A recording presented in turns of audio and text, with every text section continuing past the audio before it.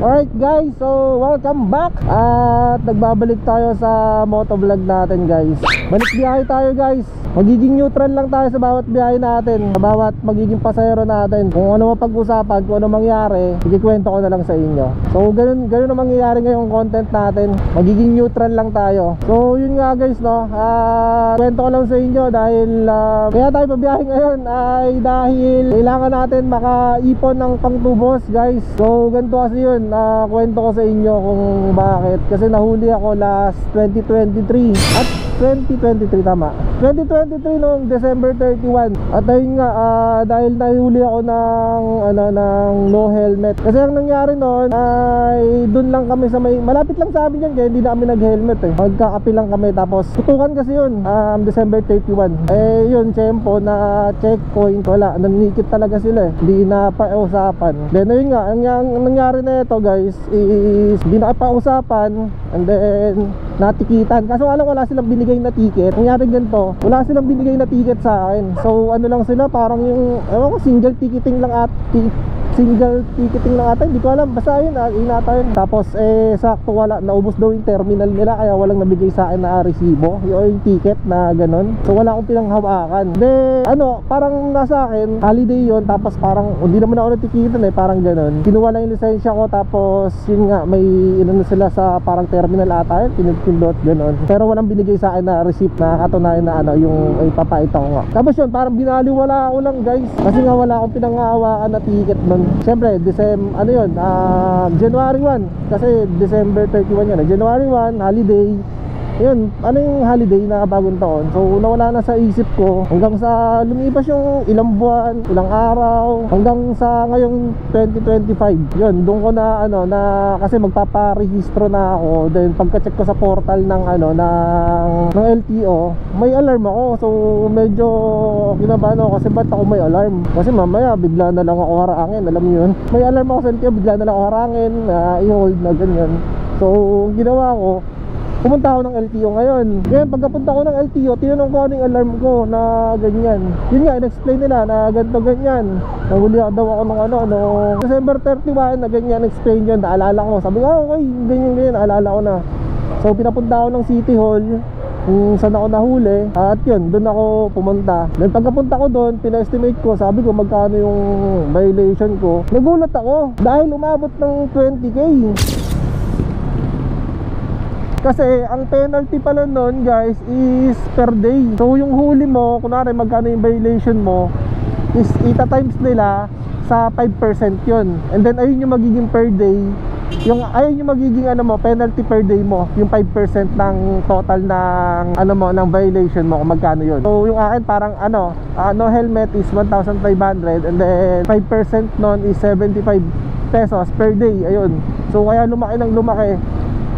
Kaya umabot hanggang 20K yung yung ngayon, total bill ko na kailangan kong bayaran sa kanila guys. So naman ako kuha ng 20K, diba? Na ganun yung dapat na 1.5 lang, biglang naging 20K. Kaya guys, sa inyo masasabi ko lang sa lahat ng mga motorista dyan, na pag nahuli kayo, kung hindi talaga daan sa pakikiusap, tapos natikitan talaga kayo, is tubusin nyo na agad talaga, huwag nyo nang patagalin. Kasi katulad ko na hinayaan ko lang, na parang binaliwala ko lang dahil wala ng ticket na binigay sa akin, hinayaan ko lang hanggang sa kada araw pala is umaandar, nagkaka-penalty. Kaya yun sa akin, 1 taon, so 254 days ata as of now, umaandar siya. Kaya naging 20,000 yung pinaka-bill ko na total. So sobrang sakit kasi hindi naman ganun ka daling kitain yung pera. Saan naman ako makakuha ng 20K? Hindi naman ako mayaman.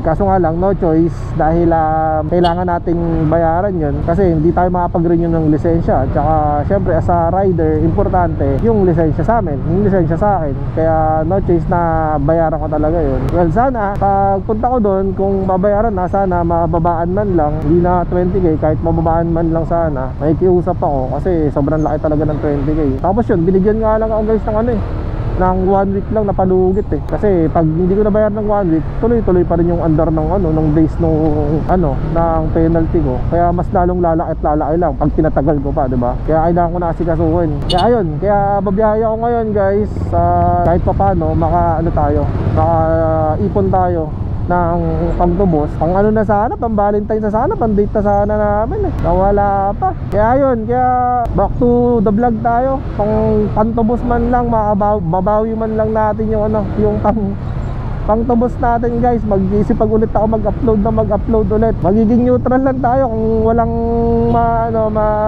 basta kung ano lang yung magiging natin, takbo lang natin sa biyahe natin sa araw-araw, gabi-gabi, is ayun lang iba-vlog natin guys. So sana sa mga magiging pasahero ko is ma-enjoy at ayun lang, puro saya lang yung gagawin natin. Kwentuhan, back to ano naman tayo, to daldala na naman tayo, back to interview tayo. Yung iba kasi hindi naman lahat talaga guys is ayaw masama sa video, ayaw ma-interview. Ewan ko kung bakit, baka siguro may tinatago sila. Medyo ngayon, medyo pangit yung panahon ngayon dahil medyo maambon-ambon. Anyway guys, tara, wala pa rin pumapasok na buhay so hindi, wala pa rin pumapasok sa buhay guys. Sana huwag naman umulan ng malakas. Laban to, palag to. Dahil ilang days lang kailangan makaipon tayo ng ng pandagdag ng pandagdag bayad sa penalty natin guys. So tara, samahan nyo ako ngayong biyahe natin guys ngayong gabi. At auto-accept tayo. Nag-auto-accept ako guys para wala nang pili-pili. Laban kahit saan to, kahit saan lugar, laban ang laban. Ayan na, nag-auto-accept na ako guys. Sana pasukan tayo, sana makarami tayo guys ngayon. Laban to kahit umulan, palag. Alright, so hanap na tayo ng unang buhay natin na pagiging pasahero natin guys. Let's go. Alright guys, pinasukan na tayo ng booking. Nag-auto-accept na tayo guys. Papuntang Manggahan to. Sige ma'am, hindi na agad natin. Si ma'am, arrive natin. Alright, where are you ma'am? Ay nakata si ma'am natin. Kate po, dyan po ba? Ito na. Opo, Kate po. Ayun, dito na daw. Kate ma'am, tama ba? Shower cap ka ba? Hindi na. Ay, basabok man hindi. Huwag lang shower. Shower cap ka ma'am? Shower cap na lang. Ayun ma'am. Mukhang nagdalawang isip ka pa ma'am. Ito po kaya na po. Ayun ma'am. Ano po? Yung sige ma'am, dito na lang sa harap ma'am. Sabit ko lang ito ma'am. Dito na lang tayo. Saan ma'am? Balik na lang ako ma'am. Sige, wait lang. Sabit ko lang ito ma'am. Dito pala siya. Pala hinihintay pala tayo malis ma'am Kala ko ba't ayaw niya dumaan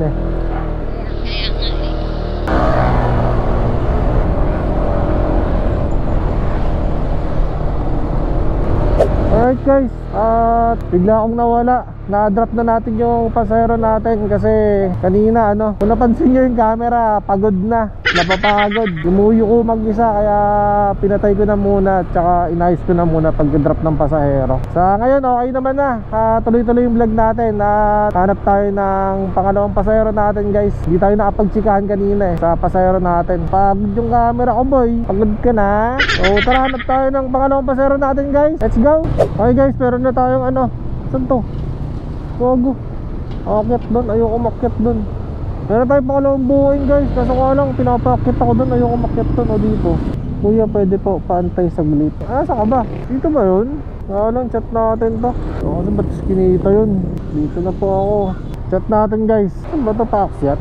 Pakitin natin. Pakyat dito Huwag natin intay. Kata dito sa may tindahan Pantay lang. Kuya, saglit. Pantay daw saglit. Baka matagal Anong oras na? 9:35. At natin, hanggang 5 minutes. Sige. Oo. Wait lang po. Shower cap ka ma'am? Sige ma'am. Helmet. Okay ka na ma'am? Saan daw natin di ma'am? Dito? Pabalik? Sige po. Saan ba dito? Ay daan dito ma'am? Opo, diretso.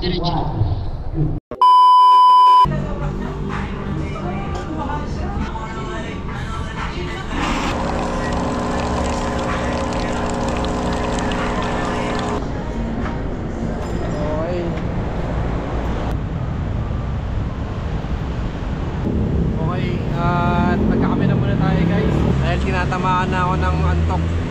Pero ganda ng biyahe natin kasi sunod-sunod simula pa kanina.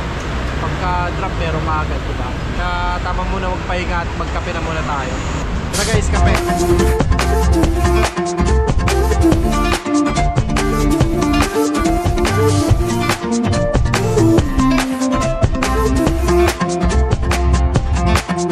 You keep me wondering, is our love song just like a love song? Baby, it's hard to me. You know what you're thinking, it's like I'm sinking deep out of water. Alright guys, so pinasukan tayo ng booking. Tapos na tayo magkape at papunta tong Sampaloc, Manila.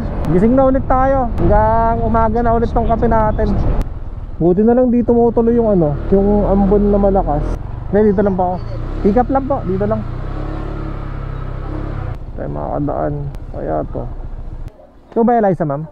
Shower cap ka? Hindi na po. Tama. Kaya ma'am? Sige po. Okay ka na ma'am? Tara na po. Ano lang po si Ferdy? Saan po? Yep. Dito na lang? Wait lang ma'am, tabi ko lang ha. Sige po. Okay na dito ma'am. Okay, so dito tayo sa may ano, sa Espanya to, no? Sampaloc. Espanya to, alam ko sa Moraita to guys. Update, sa Moraita tayo ngayon. At dito tayo maghihintay ng booking. Okay guys, may nakuha na tayo papuntang Makati to. Tara, puntahan natin to. Puntang Makati guys, punta tayo Makati. Let's go. Saan to best?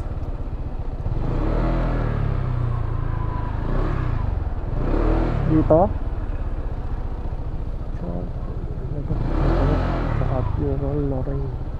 Ayun, si ma'am. Robin, ma'am, kaya yan. Shower cap ka ba? Wait lang.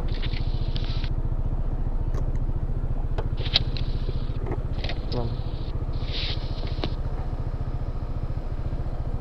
Nabot ka ng umaga, ma'am ah. Nabot ka na madaling araw. Hindi kasi ano, pinuntahan ko yung friend ko. Yung friend mo, taga doon?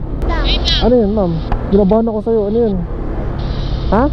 Pwede mag-change location? Ano? Hindi na. Pwede naman, saan ba? Pwede ba? Paano?